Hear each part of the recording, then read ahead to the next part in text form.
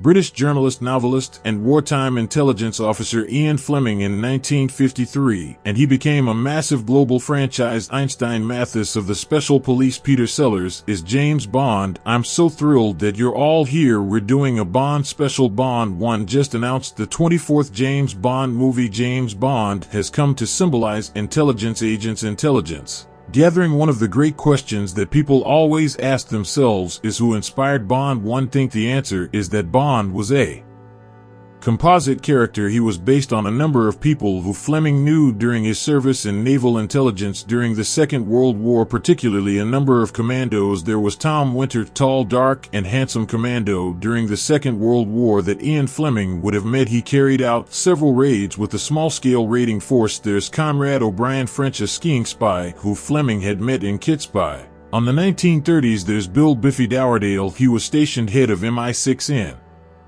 Paris. He wore handmade suits, very dapper. He was chauffeured around Paris and Rolls-Royce. Fleming's first novel was Casino Royale. It was meant to move at the time. It was then made into another movie with Daniel Craig, kind of relaunching the Bond franchise in the 21st century. And one of the things people love about the movies are the gadgets, the cars, and people have come to associate those with spying throughout the James Bond series of novels and films. Q Branch gave Bond a variety of vehicles with which to escape and evade his enemies. Now lots of spies tell you there's nothing very much James Bond like about their work, but in this episode I'm going to talk to somebody who, well, I think does bear a pretty good resemblance to the kind of stuff James Bond was getting up to. We would be shot at, we'd be rammed to military mission, guys were killed in that manner. Foreign podcast is a man who's driven a specially modified car. Whilst working for Her Majesty's Secret Service, he was basically a spy's intelligence gathering agent working behind enemy lines in East Germany during the Cold War. He collected information about Soviet tanks, vehicles, firepower in anticipation of the Third World War, and as you'll hear, his car is rather crucial to his spying. It was like a mini embassy on wheels. They weren't allowed to touch you, however. Of course, one of their tactics was to cause a road accident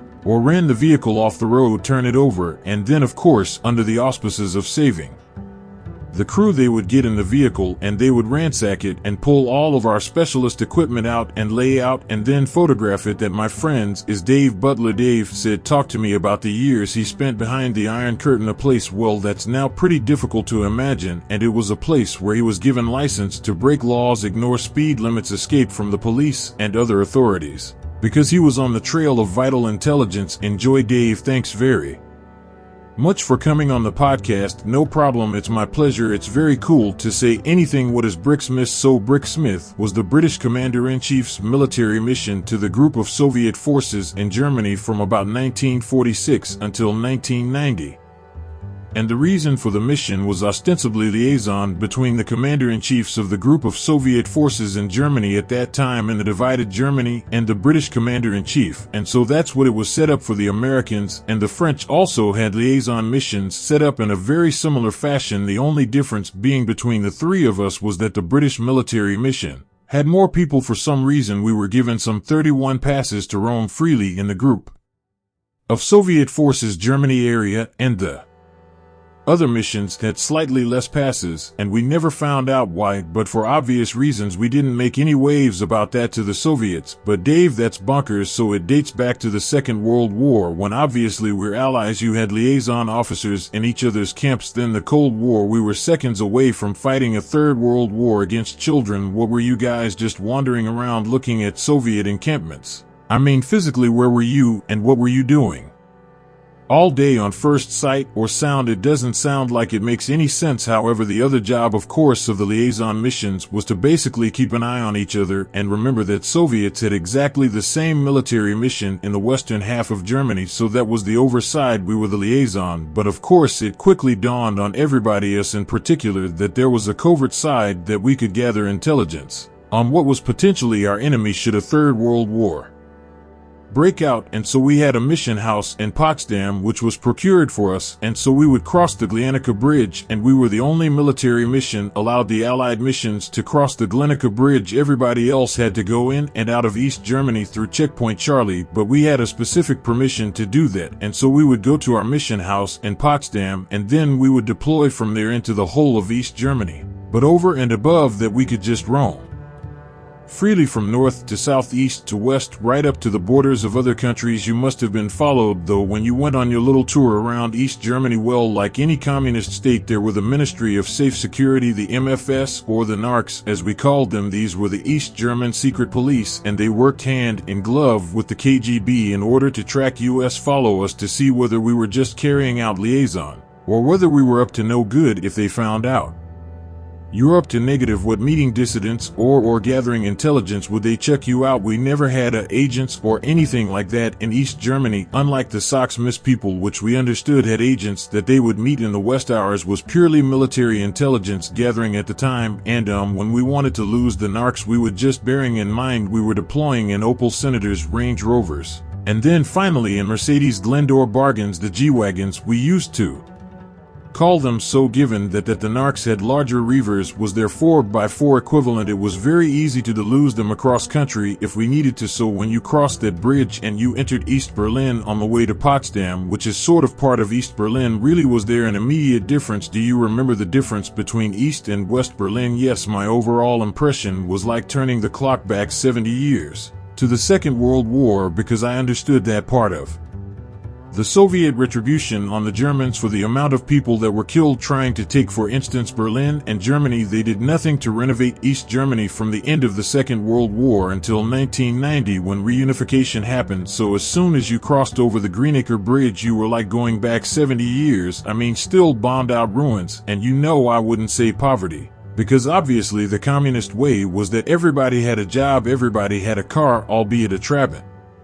which had to wait 15 years for to buy. But it was as you would have expected in the aftermath of the Second World War. The shops and all the rest of it, there was definitely high-end shops, and then shops for the rest of them. And as with all communist states, they're all supposed to be equal, but it was obvious to us that some were more equal than others. So you get in your cool vehicle, you go across the bridge, and you're rampaging around East Germany. What are you looking for? We were given operations twofold, really. One were specific operations to carry out on behalf of Western intelligence, so we would get a shopping list of targets that they might want to look at, things that they'd seen by satellite and they wanted confirming from a ground perspective. And then the other one was the opportunity. So as we went around, again, there were like 386,000 Russian troops, or Soviet troops. They were then deployed in East Germany, and 240,000 East German troops. So with over 500,000, almost every corner you turned, you bumped into some form of military doing something or other. And so there was a massive amount of opportunities to gather intelligence as we went about driving around East Germany. And the driving is the key, right? Because the Soviets weren't allowed to lay a finger on you.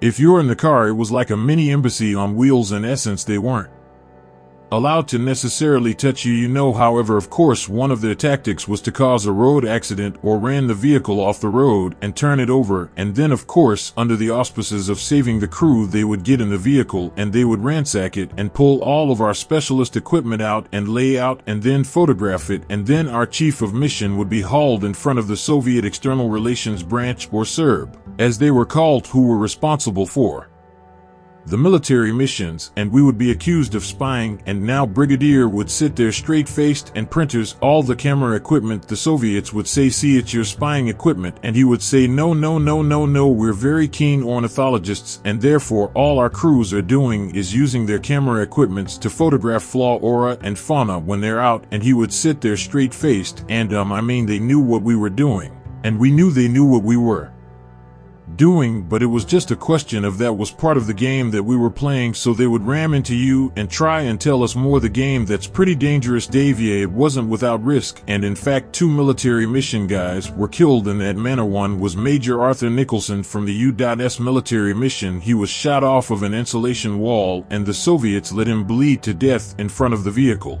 They wouldn't let the driver out, and so he bled to death in front of the vehicle. And the other one was from the French mission, a warrant officer, Mariotti, who a vehicle rushed out of a barracks as they were passing and ran straight over the top of the vehicle and killed him outright. We would be shot at on a number of occasions. We'd be rammed but luckily for us, they didn't actually kill one of us. They did shoot one of our mission guys, and he spent a few weeks in an East German hospital, but recovered. It's a shooting war. This is very real, isn't it? Oh, Yeah, I mean, it was real from the minute you left Potsdam and drove out the gate. You had to be on your wits, and we would go out from anything from 2 to 5 days completely self-sufficient in the vehicle, 3-man crew with the tour officer, the tour NCO, which is what I was, and the tour driver, and we'd be completely self-sufficient apart from getting fuel. Other than that, we had everything on board that we needed, our food and sleeping stuff, and all the rest of it. Now tell me about the particularly dangerous mission did in February 1987.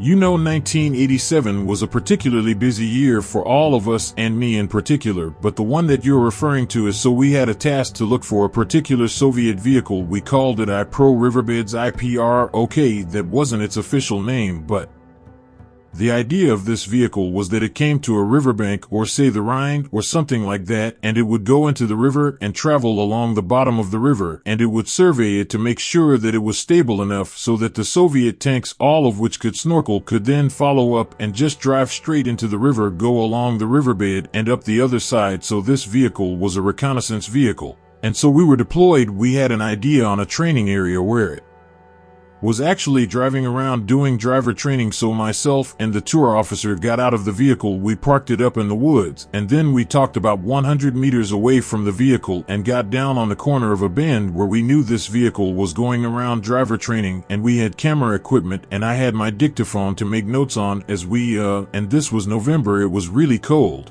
And so we sat there, and then the vehicle came round, and we got some really good photography of it, etc., etc. However, and I don't know what makes people do this, but the vehicle commander just happened to look in our direction as we were behind the bushes. He didn't see us, but what he did see was our vehicle, and so there was a massive amount to shout, and the vehicle came to a halt, and we sat froze in the bushes. The next thing, a Soviet vehicle, or one of their color was 469, a Jeep, came early around the corner past us and up the track towards our vehicle. Our driver, we already had a contingency plan. He did a high reverse out and a J-turn at the end of the woods and drove off and basically took them away from us out into the local village. So we sat there, we heard some gunshots. About an hour went past, nothing happened. We were expecting any minute to see Soviet troops coming through the woods looking for us, but that never happened. So we sat there until after dark. We had an emergency RV already planned, so we walked to that, and the driver had gone. Unbeknown to us, he'd been escorted out of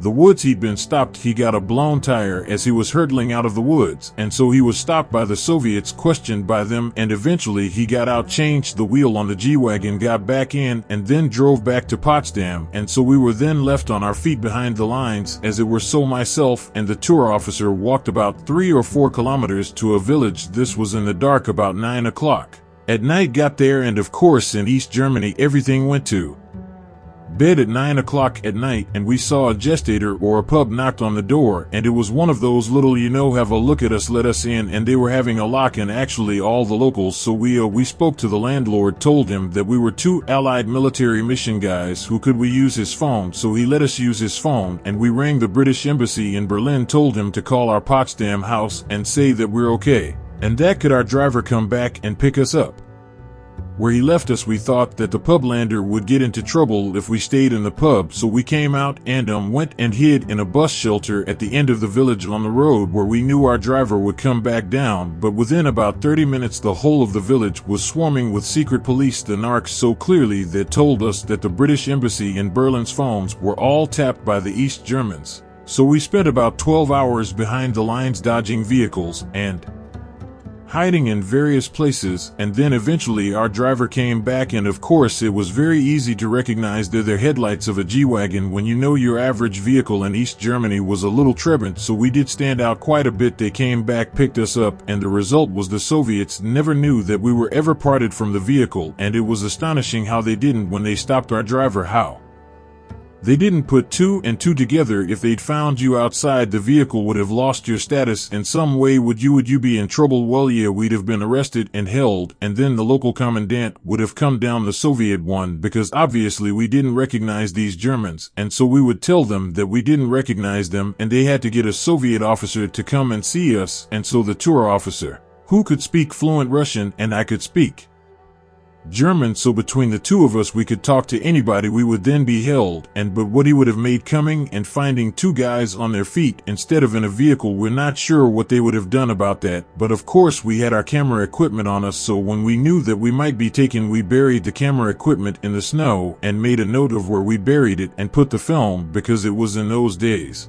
It was all the 35mm strips of film we put them in our underpants, just because obviously the film was the important thing, and we used to use all Nikon camera equipment. I went back 3 months later, and of course the snow had all melted and there was my camera sitting in the middle of a wood, so I immediately thought that it might have been found by the Stasi and booby-trapped, so I put my 50 meters of parachute cord, gently tied it round the camera, took it off round a tree, and then went 50 meters back and gave it a good yank. That was a standard procedure for checking for booby traps, and nothing went off, so I went back and picked the camera up, took it back to Berlin, and now special section who dealt with all the camera equipment just cleaned it off, started it up, and it worked perfectly. So I spent 3 months out in the snow. So a good advert for Nikon cameras. Dave, you've got this is an audio podcast, so people won't be able to see if you've got a bit of a smile on your face when you're telling me these stories. I mean it.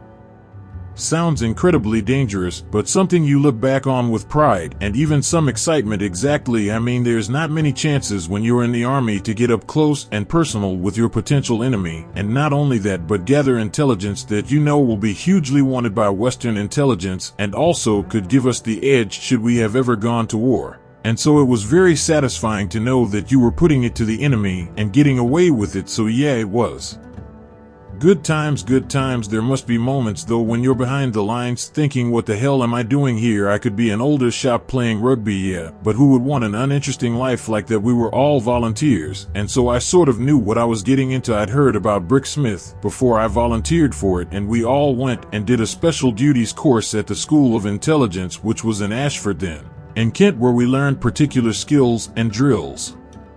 Mainly photography recognition. I mean, we had to learn about 5,000 different pieces of Soviet equipment, and you had to be able to recognize it whilst you were driving at high speed, whilst you were in the dark, while you only saw the front left-hand glacier plate in the front road. Well, you had to be able to recognize what the kit was and report it. And we also learned counter-surveillance techniques was another thing that we learned, so that we could then arc all of this just led you to think, well, this is a pretty good job. And as it turned out, it was. Dave, were you a bit sad when the Berlin Wall came down? Yeah, I guess I shouldn't have been, but yes, we were all very sad, because up till that point I think everybody knew where they were, we knew where they were, and they knew where we were, and there was that massive dividing line down Europe. Whereas of course once reunification came along, and if you look it up to current date today, nobody's really sure where the front line is anymore, and it can be anywhere now. You know, it's very much asymmetric warfare, whereas at least during the Cold War we knew where the enemy was and they knew where we were, and I think things are a lot more stable then than they are now. How did you get your thrills after that particular job? Well, I was always very interested in chemical, biological, radiological, and nuclear matters, or CBRN as it's called, and so when I finally left the military I worked for a company that did hazard prediction, so we could predict where these hazards went, and I developed a risk management side of the company and started a thing, VIP protection, so we would actually go into the field and guard people's bodies against CBRN hazards as opposed to conventional security hazards, so bombs, bullets, and being taken hostage with somebody else's responsibility, that I would be looking after the customers or the client's CBRN health and safety. Dave, do you feel like you're as close you get in real life to being a James Bond movie or book? I've been asked this in the past about comparisons with James Bond. There were certainly no glamorous women trying to chat us up, and one of the operations we did, Operation Tomahawk, where we were systematically scavenging rubbish dumps behind Soviet installations in the dead of night, so getting down and dirty looking for bits of information that the Soviets had thrown out of their barracks, was nothing like. I'm sure James Bond never got into anything like that, and so the only slight comparison I might draw is whereby on our vehicles we could actually make the vehicles look different in the dark, so we had a lighting array in the vehicles, so we could, for instance, isolate the brake lights. We could put our two little lights on and make it look like a Trabant. If it was going towards somebody, we could make it look like a motorcycle just having one light on. I guess that would be the only slight comparison that we might be able to get between a James Bond type vehicle and some of the vehicles we operated in. I don't know, Dave, high-speed car chase is people shooting At you there's a little bit more Bond than you're giving yourself. Well, yeah, it had its moments.